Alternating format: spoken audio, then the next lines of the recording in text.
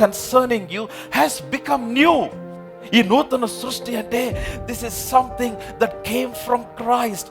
క్రీస్తులో నుంచి కలిగినది, క్రీస్తు వలన జన్మించినది, క్రీస్తు స్వభావమును సంతరించుకున్నది, క్రీస్తు శక్తిని సంతరించుకున్నది, క్రీస్తు యొక్క సామర్థ్యమును సంతరించుకున్నది.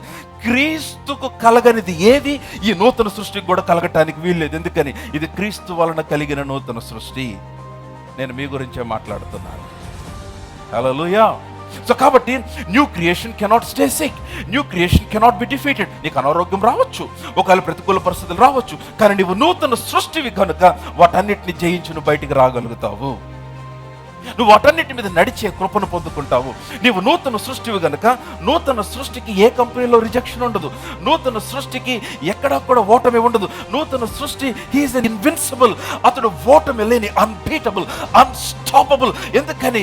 Because of Christ.